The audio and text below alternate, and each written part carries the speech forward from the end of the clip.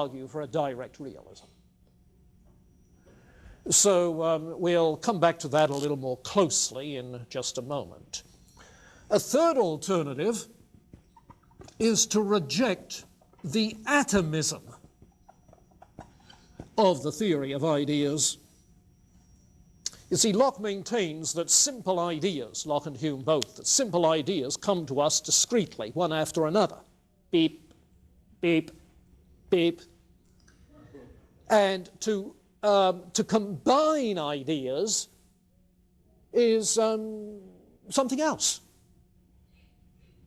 We don't immediately perceive complex ideas. We do the combining, according to Hume, by principles of association that we can't justify, like cause and effect, you see. Well, obviously, one alternative is to reject that atomism of discrete ideas and to maintain that experience comes to us more as a gestalt than as a series of discrete behavioral stimuli, you see. That is to say, a structured whole. Structured whole. And you know enough about Gestalt psychology to know that the empirical evidence certainly seems to favor that view of experience rather than the atomistic view in terms of conditioning. So rejecting the atomism of ideas. So you'd have to argue in that way that we have a direct awareness of wholes, not just of the atomistic ingredients. A direct awareness of relations, therefore, like the causal relation.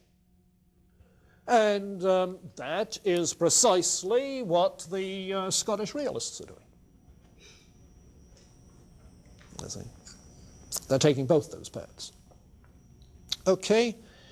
A fourth, very plainly, is to reject nominalism. The nominalism of Hume and Berkeley, and to go back at least to a conceptualism like Locke had, that we can and do indeed entertain abstract ideas such as the idea of substance, the idea of space, the idea of time, so on and so forth. And in that way to develop an overall conceptual scheme which, as an overall scheme, may have empirical reference, even though some of the ingredient concepts may not have immediate reference. And yeah, I think you find something of that in the Scottish realists, though not as overtly as in later thinkers. Later thinkers. When we get to Whitehead, it's very explicit in his case. There's a touch of that in Immanuel Kant, by the way, certainly in Hegel. And then the final alternative, of course, number 5, is to reject empiricism itself. The claim that our only factual knowledge comes from experience. To reject empiricism, which would involve introducing a priori principles, like Aristotle did, structural principles, categories, or like Plato did, innate ideas. Well, Kant goes that route. Kant introduces a priori principles in addition to empirical input. And of course, what remains to be seen as we get into Kant, well, maybe at the end of this week we'll get started, but what remains to be seen as we get into Kant is whether his way of introducing a priori principles gets you any further than Hume. And I guess it depends what you're talking about in Kant.